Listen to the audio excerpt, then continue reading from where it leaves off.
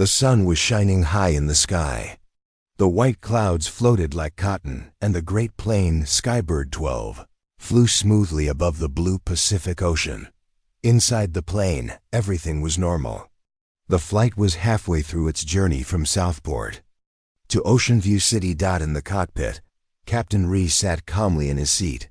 He had been flying planes for over 20 years. Next to him was co-pilot Mila, young but smart and focused. Reese smiled and said, "Smooth flight. I like it when it's this." "Quiet," Mila nodded. "Yes, sir. Weather's perfect. No storms ahead."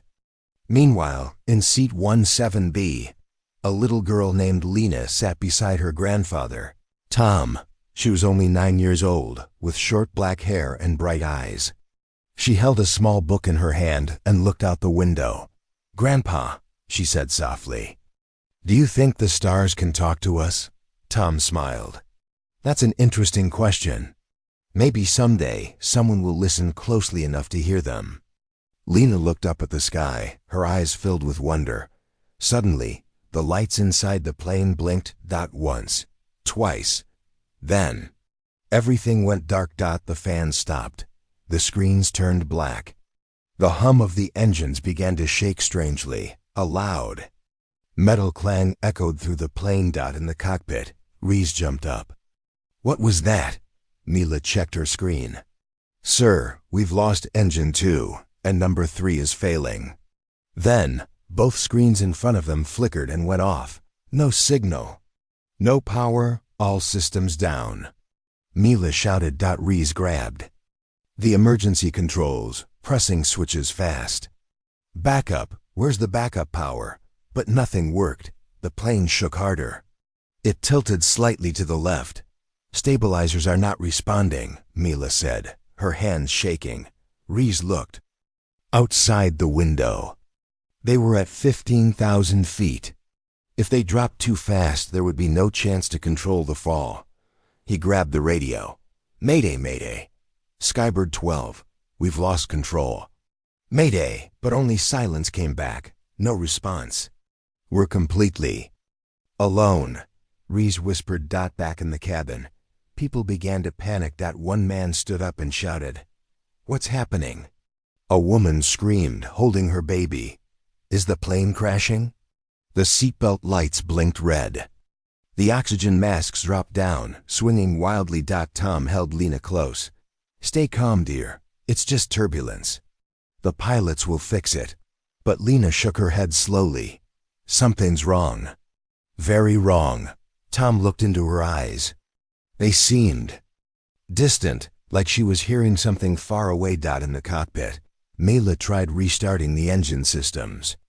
She typed in emergency codes. None worked. Reese leaned back in his chair, sweat running down his face. "We've lost everything. No power, no signal, no engine. Nothing responds," he said slowly. "We're falling from the sky, and we can't stop it." Mila turned to him. "Captain, don't give up. We still have to try." But Reese shook his head. "Even the manual override is locked. It's like the plane isn't listening to us anymore." Back in the cabin, Lena quietly stood up from her seat. Her grandfather tried to stop her. "Where are you going?" Tom asked, worried. Lena whispered, "I have to help." Tom blinked. "But you're just a child." Lena looked calm, more than any adult in the plane. "Someone is calling me. I can hear them." She walked down the aisle, past crying passengers and confused flight attendants. When she reached the cockpit door, it should have been locked, but as she placed her hand gently on it, click, the door unlocked and opened. Mila turned around in shock. "Hey, you're not allowed in here." Reese looked up too, confused. "Who let her in?" Lena stepped forward, her small hands at her side. "I'm here to help." Reese stood up. "Little girl, this is not a place for suddenly." The control panel lit up. One blue light, then two. Then the whole screen turned on, showing symbols no one had ever seen before. Mila gasped. "What is that?" "That's not from any human software." Reese stared in disbelief. "The systems just came back." But I didn't do anything. Lena walked forward and placed her hand on the panel. The blue lights blinked once. Then turned steady. She spoke in a soft voice. They said it's not over, but I have to listen closely. Who said that? Reese asked. The ones from the sky, Lena said. I don't know how, but I can hear them. Reese frowned. You mean aliens? Lena nodded slowly. They don't want to hurt us. They're trying to help. But they can't take control. Only I can. Mila whispered. This can't be real. Lena looked at the screens. Strange shapes appeared like a map in the stars. We're still falling, she said. But if you do exactly what I say, we might survive. Reese stared at her for a moment, then at the screens.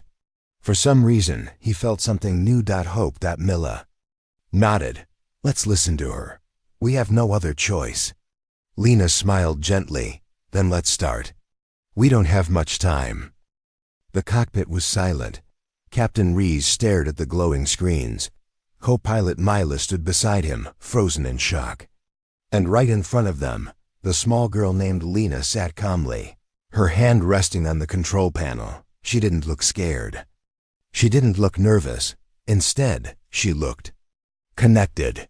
The lights on the panel blinked in a soft blue rhythm, almost like a heartbeat. Strange symbols moved across the screen. They weren't in any known language, but Lena somehow understood. Them. Reese stepped closer. Lena, how are you doing this? Lena looked up. Her voice was quiet but clear.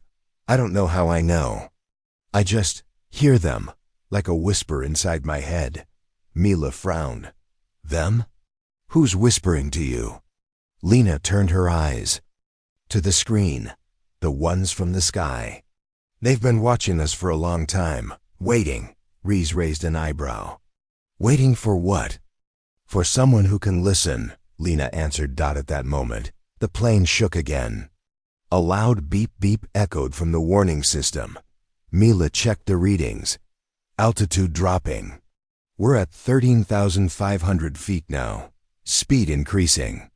If we go below 10,000 feet without control, it'll be too late. Reese pressed buttons, trying manual override again. Nothing. Mila tried emergency radio. Still nothing. Still no signal.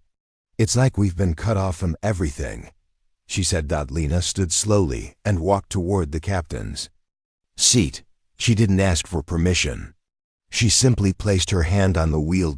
To everyone's surprise, the wheel lit up with soft light. It's working, Reese whispered. But only for her. Lena looked at the main panel. We need to balance the power. The engines are fighting each other. That's why the systems failed. Reese frowned. How do you even know that? I just feel it, Lena said. Like they're showing me the pieces in my mind. Outside the plane, dark clouds began to form. The sky was changing fast. A storm was growing. Back in the cabin, people held onto their seats. Children cried. A few passengers were praying. Tom, Lena's grandfather, was standing near the cockpit door. He watched her through the window, his heart racing. That's my granddaughter, he whispered. She's not normal. She's something more. Lena pointed to the left engine on the screen. We must reverse the power flow. It's too strong. It's pulling the plane off course. Reese looked confused. Reverse? That's impossible. Mila shook her head. It's never been done mid-flight. Lena looked at them with calm eyes. Please trust me. Do it. Reese looked at Mila. She nodded slightly. We have nothing left to lose. He pressed the buttons as Lena guided him. Click. Click. Suddenly, the plane stopped shaking. The left side lifted gently. The blue lights on the control panel glowed brighter. Reese gasped. It worked. Mila checked the balance meter. Stabilizers are holding. We're back to level flight. In the cabin, the passengers felt the change. The wild shaking stopped. The lights came back, though dim. A few people clapped. Others looked around, confused but hopeful. Tom whispered, She's doing it. she's really doing it. Lena sat in the co-pilot's seat now. She looked at the symbols on the screen and spoke softly. They said this plane isn't just metal and wires anymore. It's become part of their test.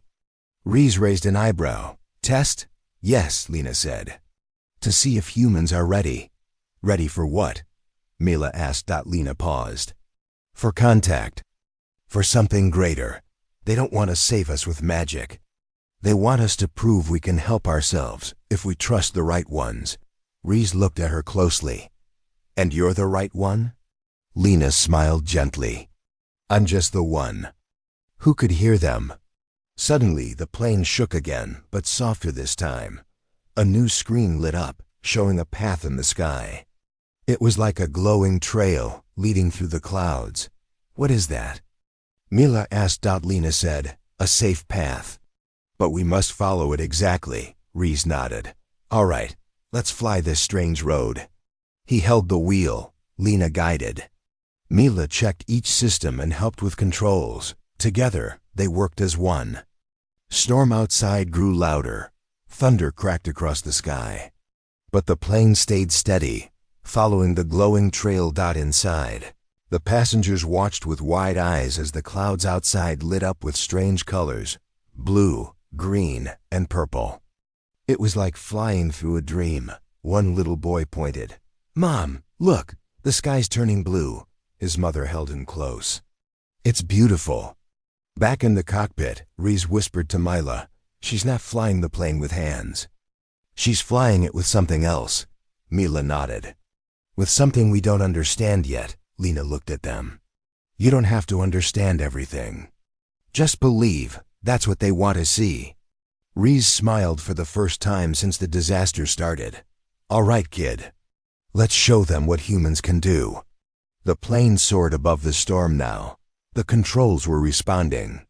The lights were strong. And the passengers had hope once more.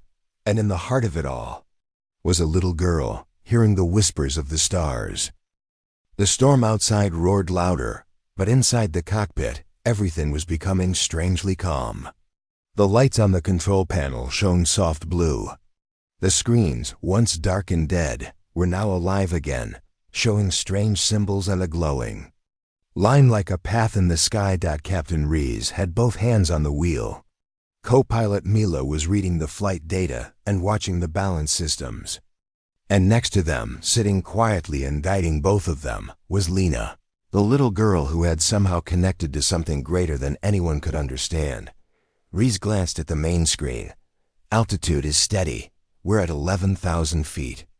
But that storm is still below us. It's not going away. Lena looked at the clouds ahead. We can't avoid it. We have to fly through the center. Mila frowned. The center of a storm? That's dangerous. Lena nodded. Yes, but it's also the safest path. The center is clear because they opened it. Reese looked confused.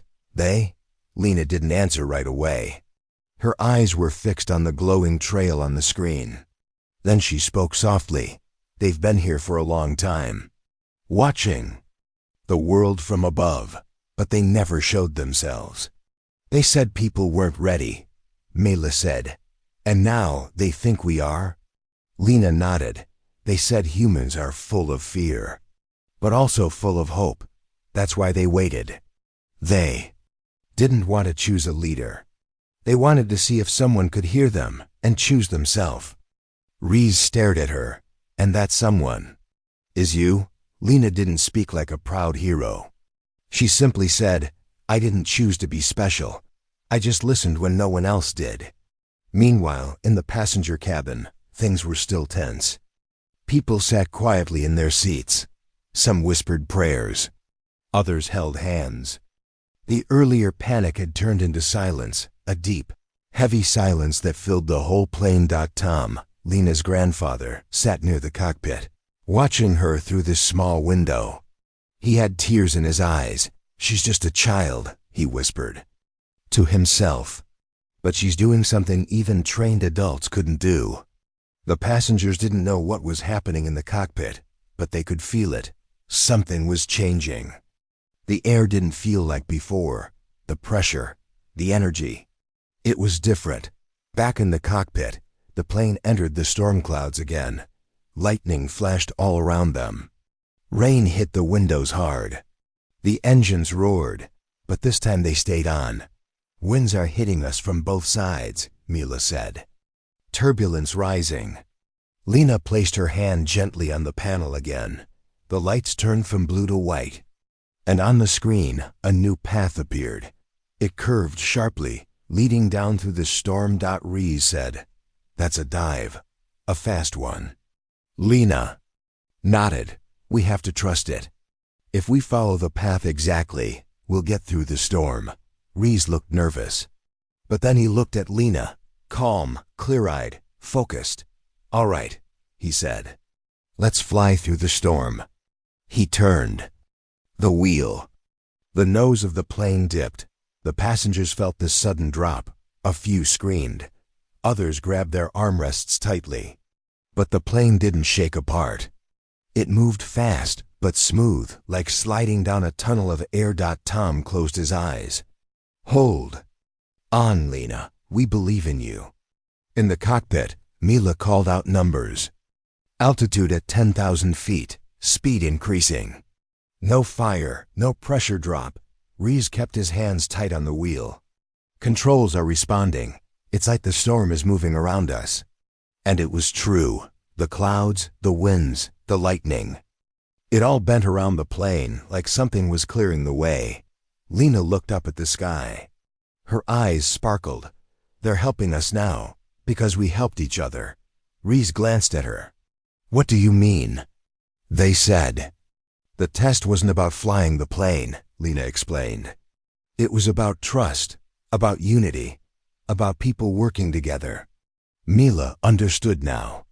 "And when you, me, and the captain worked as one, we passed the test." Lena smiled. "Yes." Suddenly, a new screen opened on the panel. It showed something unexpected, a small island, surrounded by water, directly ahead.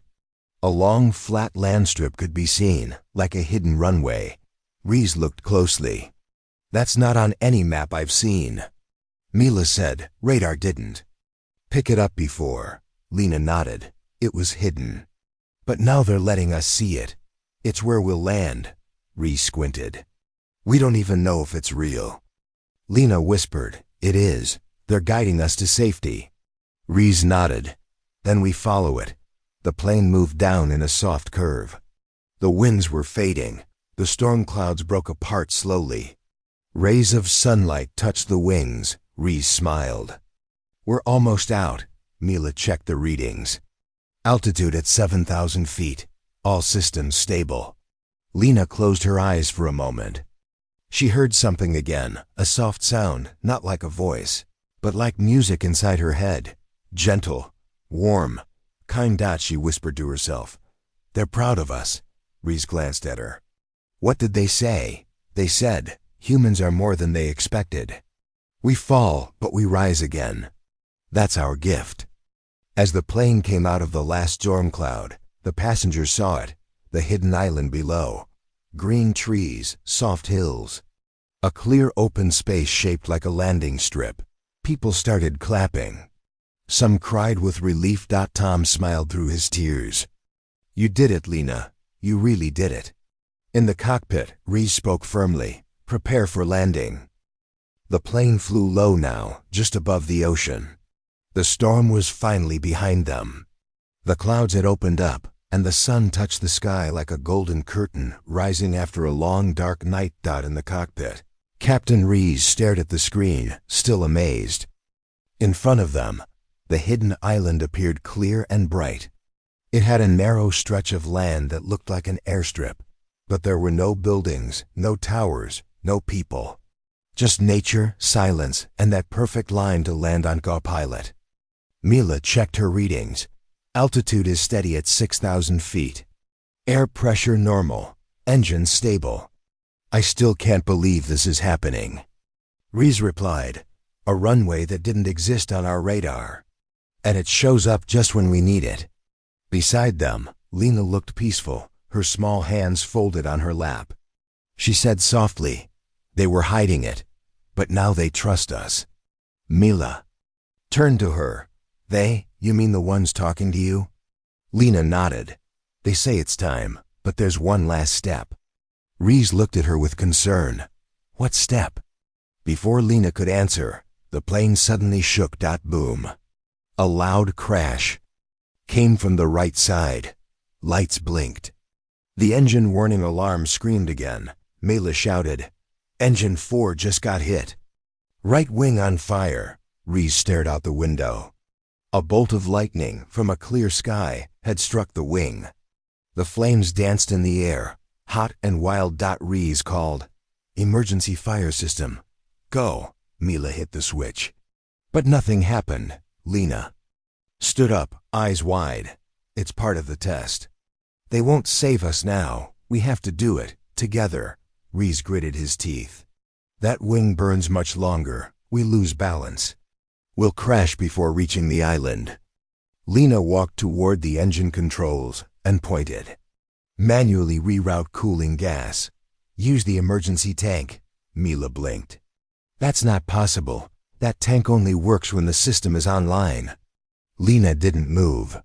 You have to trust me. Reese stared at her for a second. Then he nodded. Mila, try it. Mila took a deep breath. She flipped the switch and turned the dial the way Lena said. For 3 seconds, nothing happened. Then, whoosh. A blast of white mist shot out from the side of the plane. It covered the wing in seconds. Reese checked the screen. Fire levels dropping. It's working. Outside, the flames vanished. The wing cooled. The warning lights turned green again. Mila gasped. How did she know that would work? Reese smiled slightly. She's not guessing. She knows. In the cabin, the passengers held onto their seats. Some people had seen the flames. A woman cried softly. A man whispered a prayer. Tom, Lena's grandfather, stood by the cockpit door. He had heard the boom, seen the fire, and then seen it vanish. She saved us again, he said with a proud smile. My granddaughter saved us again. The plane was now at 4,000 feet, gliding gently toward the island. But suddenly, another sound filled the cockpit, not an alarm, but a soft hum. It was deep, like a song sung far away. Lena tilted her head. They're here, Mila asked. Who? Lena pointed toward the front window. Look. All three looked outside and gasped. Just ahead, floating in the air, was a glowing figure. It was shaped like a person, but made of light and mist. Its eyes were bright stars. Its body shimmered like water under moonlight. Reese whispered, Is that real? Lena nodded slowly. Only I can hear it clearly. But it's here for all of us. The glowing figure moved slowly, keeping pace with the plane. It raised one hand, pointing toward the runway. They're guiding us, Lena said. They want us to finish what we started. Inside the cabin, passengers began noticing strange lights outside. Blue and silver sparkles danced on the wings. A child giggled and pointed. A woman gasped in wonder. It's like magic, someone whispered. Tom looked through the window, eyes wide. No, not magic, something greater. Back in the cockpit, Reese looked at the glowing figure. Are they really watching us? Lena answered. They've always been watching, but now they're listening too. Because we listened first. Mila said, What do they want from us? They don't want anything, Lena replied. They just wanted to see if humans could work together. If we could trust each other, even when afraid, Reese nodded. And we did, Lena smiled. Yes, that's why we're still in the sky. The island was closer now. The trees swayed in the wind. The strip was almost under them, landing. Gear down, Reese said. Mela flipped the lever. Wheels out. Locked. The glowing figure vanished into the sky, like a star falling back to space. Lena said. Now it's all up to you, Captain. Reese tightened his grip on the wheel. Let's bring everyone home. The plane began its final descent. The engines hummed softly. The wind was calm. The runway stretched ahead like a welcoming hand. In the cabin, the passengers felt the wheels touch down. Thump, thump, screech. The plane rolled, slower and slower, until finally it stopped. Silence. Then, cheers. Loud, joyful cheers. People clapped, cried, and hugged each other. Reese leaned back in his seat. We made it. Mila smiled. We actually made it. Lena stood between them, looking up at the sky. They believed in us.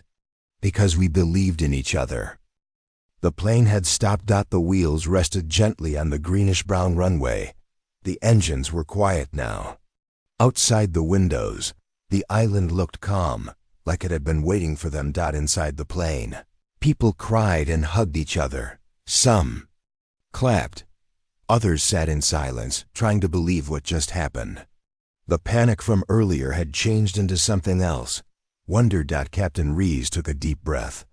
Landing complete, he said softly. Co-pilot Mila sat back in her seat, wiping her forehead. We're alive, all of us. Standing between them was Lena, the little girl who had done something impossible. She smiled gently, but her eyes were focused on the sky. She whispered, "It's not over yet." Down the aisle, Tom stood near the cockpit door. He saw Lena standing between the pilots and smiled proudly. "That's my Lena," he said under his breath. She listened when no one else could. The cabin was quiet now. The passengers waited for someone to explain what was next. Reese stood up and made an announcement. "Ladies and gentlemen, this is Captain Reese. We've made an emergency landing. Safely. We are on a small island, not shown on our maps. I don't know what will happen next, but I promise you, we'll keep you safe." Everyone clapped. Then he looked at Lena. "But the one you should really thank is her." The passengers looked at the small girl. A few whispered her name. One woman stood up and said, "She's just a child." "How did she do all this?" Lena walked into the main cabin. Her voice was soft but clear.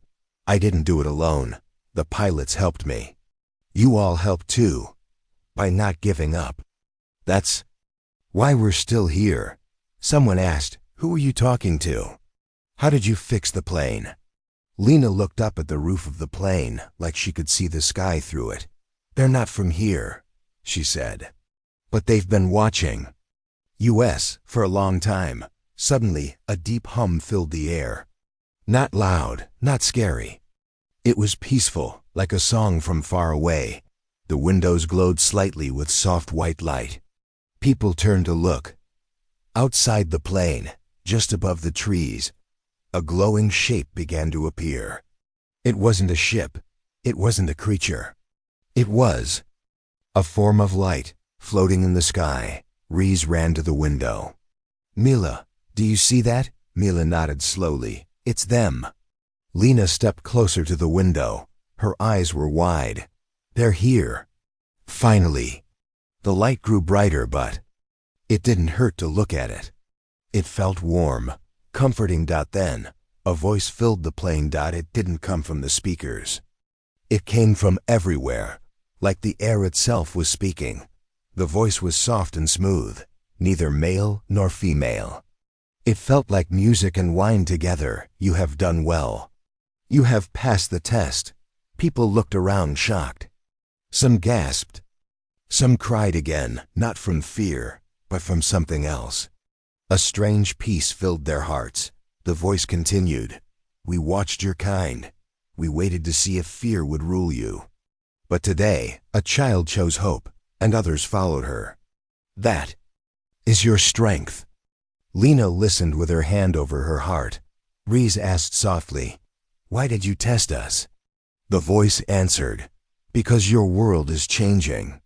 Soon, choices will come that may affect more than just your planet. We needed to know if you were ready to face the unknown, not with weapons, but with unity and trust." Mila whispered, "And are we ready?" There was a pause.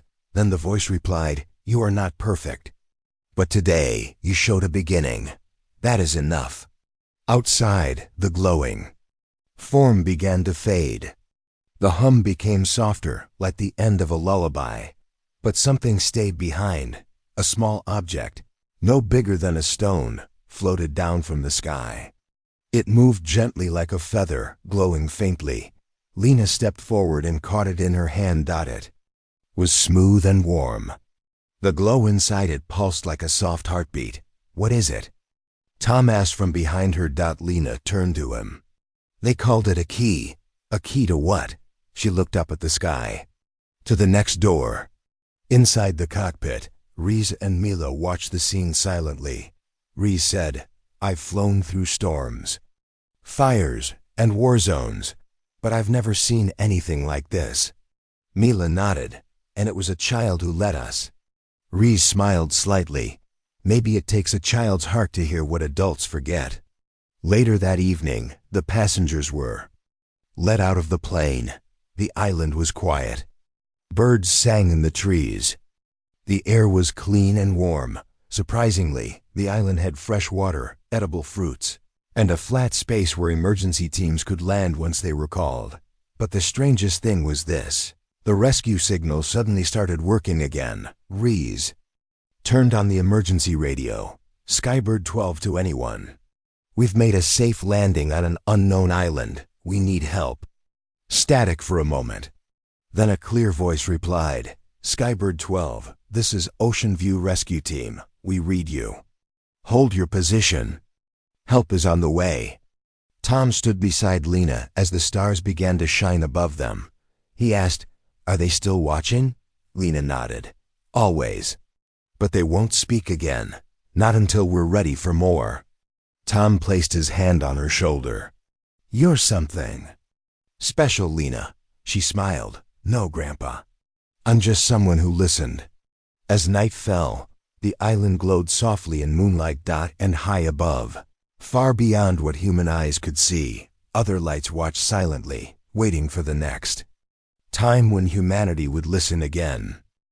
The sun rose slowly above the island. Warm light touched the trees, the hills, and the quiet airplane resting on the ground like a giant bird after a long flight. All around the island, there was peace. The wind moved softly through the trees. Birds flew in the sky, singing gentle morning songs. Inside the plane, some passengers were waking up. Others were already outside, sitting on soft grass or walking around, still trying to understand what had happened. The storm was gone. The fear was gone. But one feeling remained, wonder. Lena stood on a small rock near the beach. She looked out at the ocean, her eyes calm. In her hand, she still held the glowing object, the key the voice from the sky had given her. Her grandfather Tom stood behind her. "They'll come soon," he said. "I know," Lena replied. "They're already on their way." She turned and looked back at the plane. It was quiet now. It had become a symbol, not of fear, but of hope. Captain Reese and co-pilot Mila were checking systems, keeping everyone safe and organized. The passengers were helping each other, sharing food, collecting clean water from the spring nearby, and sitting in small groups, talking. But everyone's eyes often returned to Lena. They didn't treat her like a hero. They treated her like something even greater, a messenger. Inside the cockpit, Reese spoke to the rescue team through the radio. "Yes, we've landed safely," he said. "No injuries. We have enough supplies to last another day. But this island, there's something strange about it." The voice on the other end replied, "Understood, Captain. Our helicopters will arrive in less than 3 hours." Mila turned to Reese. "Do we tell them what happened?" Reese looked through the window at Lena. "Would they believe us?" Mila shook her head slowly. "No, probably not." Reese smiled a little. "Then maybe the truth can wait. For now, we just focus on getting everyone home." As time passed, more people came to Lena. They asked her quiet questions. They didn't shout. They didn't demand. They just wanted to understand. Were they angels? A child asked. "No," Lena said gently, "but they were kind."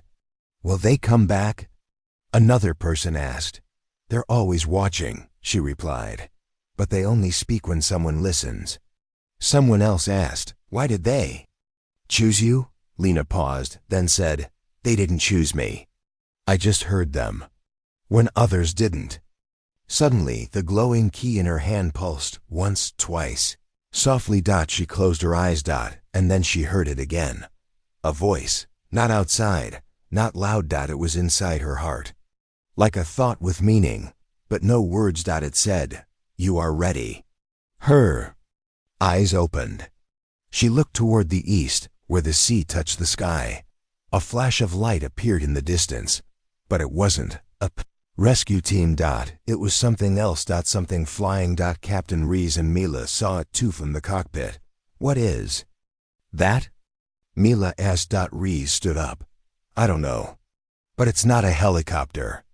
As the light came closer, its shape grew clear. It wasn't a plane. It had no wings. It moved like a bird, but it floated without sound, smooth, silent, glowing.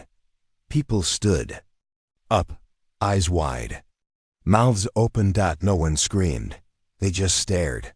The glowing object stopped above the island, hovering over the beach. And then it slowly lowered until it touched the ground. Just a few steps away from Lena. No doors opened. No creatures came out. Instead, a soft beam of light reached out and touched the key in Lena's hand. The key glowed brighter and then floated into the air. The beam of light pulled it into the object, and then the object spoke. Not with a voice, like before, but with light. Pictures appeared in the sky, made of light and color. The first image showed Earth, blue and green and full of life. The next image showed stars, galaxies, and strange planets. Then a final image appeared, a human hand reaching out, and another glowing hand reaching back. The message was clear. This is only the beginning. Lena turned to the crowd behind her. Her voice was calm. They wanted to show us that we're not alone. That if we grow, not in weapons, but in heart, we'll meet others like them. Tom stepped forward. "So this is a doorway?" Lena nodded. "Yes, but only when we're ready." Then, as gently as it came, the glowing object rose into the air. It flew higher, faster, until it was gone. Just a star in the sky again. The people stood in silence, not sad, not scared, but filled with something new. Hope. 3 hours later, the rescue helicopters arrived. They landed on the clear strip next to the plane. Doctors came out. Officers stepped forward, but they all stopped when they saw the faces of the passengers, calm, peaceful, smiling. An officer asked Captain Rees, "How did you survive?" Rees looked at Lena. Then he said, "We listened." As people boarded the helicopters, Lena stood at the edge of the beach one last time. Tom walked beside her. "Are you all right?" he asked. Lena smiled. "Yes, but things are going to change." "Now," Tom nodded. "Because of what you saw?" "No," she said. "Because more people will start to hear." As the helicopters lifted off, the passengers looked back at the island. It grew smaller, until it disappeared into the sea and sky. Somewhere far above, a silent watcher blinked once and smiled. The rescue helicopters flew smoothly through the sky, heading back to the city. The sea below was calm, the clouds gentle. Everything looked normal again, but inside the people on board, nothing felt the same. Lena sat near the window, looking out quietly. Her grandfather Tom sat beside her. He held her hand, smiling, but deep in his eyes, there was wonder. "What are you thinking, Lena?" he asked softly. Lena turned toward him. "I'm thinking about what comes next." Tom nodded. "The world won't be the same anymore." "No," Lena said, "it can't be, because now." Someone listened. When the helicopters landed at Ocean View Airfield, reporters, police, and rescue workers were already there. Cameras flashed. Microphones pointed in every direction. Everyone wanted answers. Captain Rees stepped out first, followed by co-pilot Mila. They looked tired, but proud. Reporters rushed forward. "Captain, how did you land the plane? Was it a technical failure or something else?" Who is the girl? What happened on that island? Rees raised a hand to calm the crowd. We survived because we worked together, he said. It wasn't just one person, it was all of us. Mila stepped beside him, and a little girl showed us the way. Gasps and questions followed. Everyone turned toward Lena as she stepped out slowly with Tom. She looked small next to the crowd, but somehow stronger than all of them. A woman reporter asked, "Young lady, what did you do on that plane?" Lena looked up. I listened. The crowd was quiet. Another reporter asked, "Listen to what?" She replied, "To a voice not from this world, a voice that speaks to anyone willing to hear." Murmurs filled the air. Some people looked confused. Others smiled. A few laughed. One man asked, "Are you saying aliens helped you?" Lena didn't say yes or no. She simply said, "They showed us something. That when people stop fighting and start trusting each other, miracles happen." Later that day, all passengers were taken to the hospital for checkups. No one had any injuries. Not even a scratch. Doctors were amazed. One of them whispered to another, "It's like someone was protecting them." The media called it a miracle landing, but no one could explain the island. When aircraft flew back to find it, it was gone. No island, no trees, no runway, just endless sea. Satellite images from before the crash showed nothing there either. It was as if the island had never existed, except in their memory. The passengers were sent home. But something had changed in them. One man quit his job and started helping poor children in his town. One woman who had been afraid of flying signed up for flying school. A scientist on board began researching strange light signals from space. Each person carried a piece of the event with them, a quiet truth they didn't always share, but never forgot. Captain Rees went back to flying, but he never looked at the sky the same way again. Mila left commercial flying and started speaking in schools about teamwork, hope, and trust. And Lena became something more. At first, people didn't believe her story. Some called it imagination. Some said it was a dream or stress. But when other children around the world began saying they were hearing the same soft whispers from the sky, people started listening. It began slowly. In small towns and quiet schools, children said they heard songs in their sleep. Some drew pictures of the glowing ship. Some wrote down symbols no one had taught them, and all of them said one word again and again: trust. Lena never asked for attention. She never called herself a hero.